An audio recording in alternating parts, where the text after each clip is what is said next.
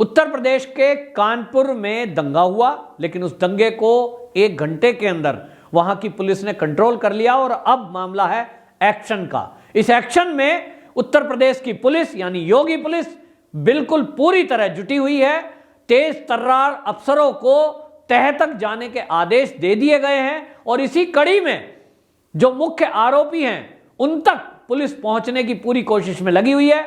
अभी तक जो पुलिस की तफ्तीश है वो इस मुकाम पर पहुंची है कि यह पूरा दंगा पूर्व नियोजित था और इसके पीछे पीएफआई का हाथ भी सामने आया है। अभी तक यह माना जा रहा है कि 5 ऐसे लोग पकड़े गए हैं जिनका संबंध पीएफआई से है और उसमें अभी तक यह भी कहा जा रहा है कि अभी और ऐसे सदस्य कानपुर के अंदर हो सकते हैं जिनके संबंध पीएफआई से हों। यहां एक चौंकाने वाला सच और सामने आया कि जिन लोगों ने दंगा कराया, जो मास्टरमाइंड कहलाते हैं, उनके संबंध कांग्रेस से भी थे और उनके संबंध समाजवादी पार्टी से भी सामने आए हैं। आपको बता दें, इसी में एक व्यक्ति पकड़ा गया है, निजाम कुरैशी। ये निजाम कुरैशी ने एक व्हाट्सएप बना रखा था ग्रुप, और उस ग्रुप में समाजवादी पार्टी के विधायक, समाजवादी पार्टी के महानगर अध्यक्ष और पूर्व विधायक भी जुड़े हुए थे। इसी में कांग्रेस के लीडर भी जुड़े हुए थे। यानी एक तरह से एक ऐसा ग्रुप यहां काम कर रहा था जो नफरत की आग फैलाने का काम कर रहा था और उसमें समाजवादी पार्टी और कांग्रेस के लीडर भी जुड़े हुए थे। हालांकि जब समाजवादी के जो विधायक हैं उनसे पूछा गया तो उन्होंने कहा कि साहब जो है महानगर अध्यक्ष हैं डॉक्टर इमरान, उनसे पूछा गया तो उन्होंने कहा ग्रुप में हमें जोड़ लिया, हमें तो पता नहीं था, हमारा कोई मतलब नहीं था। ये जो निजाम कुरैशी है ये हिंदू जो दुकानदार हैं उनसे सामान ना खरीदें, इसके बारे में लिस्ट जारी कर रहा था, लोगों से आग्रह कर रहा था कि आप इनसे सामान ना खरीदें, केवल मुस्लिम दुकानदारों से सामान खरीदें। इस पर अब कार्रवाई की गई है और कार्रवाई करते हुए उत्तर प्रदेश की पुलिस ने, कानपुर पुलिस ने निजाम कुरैशी को गिरफ्तार किया है। जानने की कोशिश ये है कि उसने जो व्हाट्सएप ग्रुप बनाया था, क्या कभी इसके जरिए इस तरह की बातें भी फैलाई गई जिससे दंगा भड़के। तो आपको बता दें, पुलिस का कहना यह है कि सीए के विरोध के समय में भी इसी तरह व्हाट्सएप ग्रुप बनाकर ये दंगा भड़काने की कोशिश की गई थी और हमने उस समय देखा था कि उत्तर प्रदेश के कई स्थानों पर सड़कों पर धरने प्रदर्शन हुए, विरोध प्रदर्शन हुआ और कई जगह दंगे की कोशिश भी हुई। अभी इसमें जो पकड़ा गया है वो जफर हयात हाशमी जो पकड़ा गया है उसके संबंध भी कांग्रेसी लीडर से हैं और ये कांग्रेसी लीडर जो है अभी जो राज्यसभा के पर्चा भर रहे हैं महाराष्ट्र में जाकर के, उनसे संबंध पाए जा रहे हैं इमरान से। और अब ये भी तफ्तीश की जा रही है कि क्या इन नेताओं ने कोई किसी प्रकार की फंडिंग तो नहीं की, इन नेताओं ने क्या अपनी पार्टी के लोग जो थे उनको इस दंगे में शामिल होने के लिए तो नहीं उकसाया। इस एंगल से भी कानपुर पुलिस काम कर रही है। यहां आपको बता दें, जो निजाम कुरैशी है जिसने व्हाट्सएप ग्रुप बना करके हिंदू दुकानदारों के यहां से सामान नहीं खरीदना इसका अभियान चलाया था, वो जो है समाजवादी पार्टी का कानपुर का नगर सचिव है, यानी वो कानपुर में सचिव की पोस्ट पर है। इन सब खुलासों से अब ये साफ हो गया है कि ये जो कानपुर का दंगा हुआ है ये कोई एक कम्युनिटी का दंगा नहीं है, ये हिंदू मुस्लिम का दंगा नहीं है, ये राजनीतिक दलों के द्वारा लोगों को तैयार करके योगी सरकार को बदनाम करने के लिए एक षड्यंत्र है। जिस तरह से कांग्रेस से संबंध सामने आया है, जिस तरह से समाजवादी पार्टी के नगर के सचिव, महानगर अध्यक्ष ये सब ग्रुप बना करके नगर में जहर घोल रहे थे, अगर इसी तरह की जांच और शहरों में भी की जाए तो पता चलेगा कि ये समाजवादी पार्टी के लोग पूरे उत्तर प्रदेश में इसी तरह की साजिशें करने में जुटे हुए थे। हमने ये सुना था कि अभी 10 तारीख को ये तय कर दिया गया था कि 10 जून को ये जो है बरेली में भी इसी तरह का कोई आंदोलन करेंगे। मतलब साफ है कि एक व्हाट्सएप ग्रुप बनाएं और उस व्हाट्सएप ग्रुप के जरिए लोगों को जोड़ें, फिर उनके अंदर जहर भरें और उनको तैयार करें कि वो सड़कों पे उतर जाएं। क्यों? इससे समाजवादी पार्टी को क्या मिलने वाला है? वो ये मिलने वाला है कि हमने जब देखा था, जब चुनाव हुए थे उस दौरान में भारतीय जनता पार्टी के जो लीडर थे, जो योगी आदित्यनाथ जी थे, वो जहां जहां भाषण होते थे वो बड़ा सीना चौड़ा करके कहते थे कि देखिए 5 साल में उत्तर प्रदेश के अंदर एक भी दंगा नहीं हुआ। और इसके कारण से उत्तर प्रदेश के लोगों ने खुलकर योगी जी को वोट किया। पहला मुद्दा जिस पर योगी जी को लोगों ने वोट किया वो था लॉ एंड ऑर्डर, और इसी मुद्दे पर लोगों ने योगी को पहली पसंद बनाया।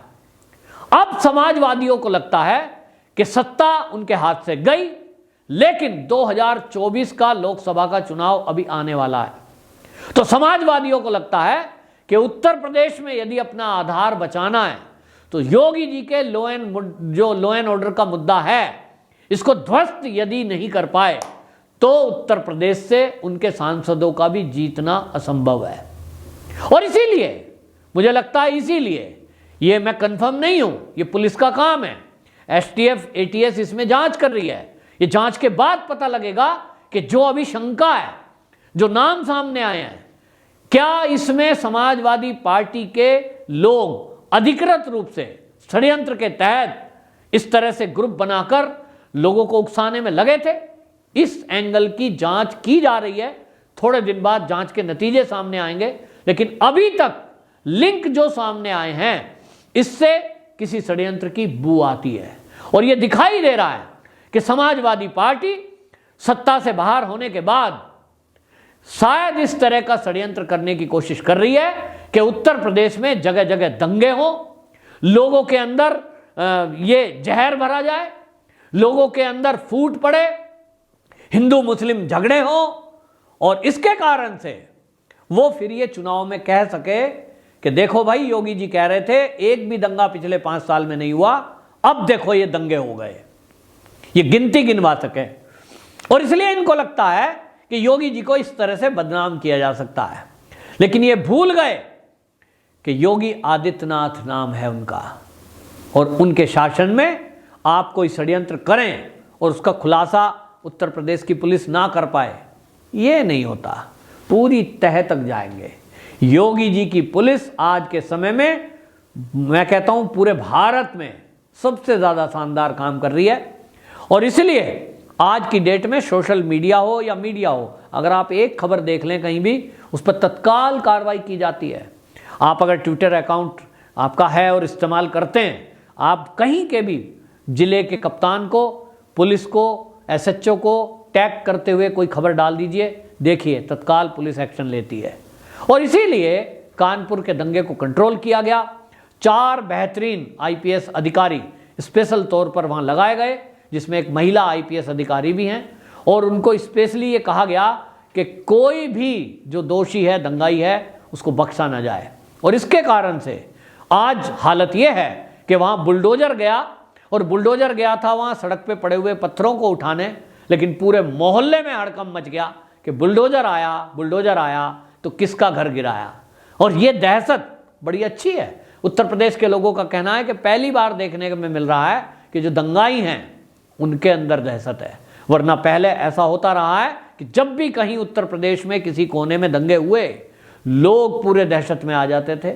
मेरा खुद का गांव मेरठ जिले में है, मैंने देखा है कि 10-10, 15-15 दिन कर्फ्यू लगाया जाता था, गलियां सूनी हो जाती थी, एक के बाद एक हिंसा होती थी। और हिंदू मुस्लिम दंगे, उत्तर प्रदेश इसी के लिए जाना जाता था, चाहे वो मेरठ हो, फिर चाहे बरेली हो, चाहे अलीगढ़ हो, फिर चाहे मुरादाबाद हो, ये बदनाम थे। लेकिन आज के समय में अगर इन शहरों के नाम लेंगे तो आज मेरठ जाना जाता है ओडीओपी के तहत बैट बल्लों के लिए, मुरादाबाद जाना जाता है तांबे के और पीतल के वस्तुओं के लिए, अलीगढ़ जाना जा रहा है लोकल प्रोडक्ट ताले के लिए, और ये उद्योग वहाँ बूस्टअप कर रहा है। आज उत्तर प्रदेश में दंगे करने का नाम नहीं ले सकता कोई, लेकिन ये पीएफआई, कुछ नेता ये मिलकर के अगर ये सोच रहे हैं कि आप कोई दंगा कराएंगे और आप अपने षड्यंत्र में सफल हो जाएंगे, योगी जी को बदनाम कर ले जाएंगे, तो वो उनका सपना है। उन्होंने देखा, इम्प्लीमेंट करने की कोशिश की, लेकिन अभी पिक्चर बाकी है। और वो पिक्चर अभी जब बाकी है तो आपको बता दूं, खबर आई है कि लगभग 150 के लगभग मकानों को चिन्हित कर लिया गया है, जहां से पत्थर बरसाए गए, जहां से बम गिराए गए, जहां से पेट्रोल बम इस्तेमाल किए गए, और ये तय किया गया है कि वो बिल्डिंगें गिराई जाएंगी जो अवैध रूप से इस तरह से बनाई गई हैं। ये योगी आदित्यनाथ जी की सरकार है। जिस तरह से कानपुर में एक्शन चल रहा है, एक के बाद एक धरपकड़ की जा रही है, अभी तक 50 से ऊपर ऐसे दंगाई को पकड़ाया जा चुका है। लेकिन यहां हम ये भी देख रहे हैं कि बुलडोजर की कार्रवाई के नाम पर, चाहे वो ओवैसी हो, फिर चाहे समाजवादी पार्टी के लीडर हो, फिर चाहे कोई मौलाना हो, उन लोगों को उकसाने से बाज नहीं आ रहे। वो अभी भी योगी के बुलडोजर को यह कहकर के बदनाम करने की कोशिश कर रहे हैं कि बुलडोजर एक तरफा कार्रवाई कर रहा है। तो भाई, अगर कोई दंगा करेगा तो वो किस धर्म का है? क्या उसके पहले धर्म देखकर कार्रवाई की जाएगी? हिंदू है तो कार्रवाई कर दो, मुस्लिम है तो छोड़ दो, या मुसलमान पे कार्रवाई करो, हिंदू को छोड़ दो। ऐसा नहीं होता, क्योंकि बुलडोजर का कोई धर्म नहीं है, वो एक मशीन है। और उसको चलाने वाले जो व्यक्ति हैं वो ऐसा उस सरकार में काम कर रहे हैं कि जो धर्म देखकर कार्रवाई नहीं करता। ये बुलडोजर जितना हिंदू पर चलता है उतना ही मुसलमान पर चलता है। ये किसी का धर्म देखकर काम नहीं करता। तो ये जो नेता बयानबाजी कर रहे हैं, ये जो जनता को उकसाने का काम कर रहे हैं, मैं इनसे कहना चाहूंगा कि अपनी गंदी राजनीति ना करें, जनता को उकसाकर सड़कों पे ना उतारें। क्योंकि आप लोग एसी में घरों में बैठे हैं, आम जनता को आप सड़क पे उतारते हैं, उसी के सर में पत्थर लगता है या वो पत्थर फेंकता है तो उसका घर टूटता है। अल्टीमेटली नुकसान जो हो रहा है वो आम आदमी का हो रहा है। और ये जो लीडर हैं, ये लीडर अपने घरों में केवल लोगों की लाशों के ऊपर अपनी राजनीतिक रोटियां सेकने का काम करते हैं, जो बहुत ही गलत है। उत्तर प्रदेश के लोगों से मैं कहना चाहता हूं कि आप समझें कि आपको कोई छुड़ाने के लिए ये नेता नहीं आएंगे। ये केवल उकसाकर आपको सड़कों पे उतार देंगे और उसके बाद ये अपने घरों में एसी में छुप जाएंगे।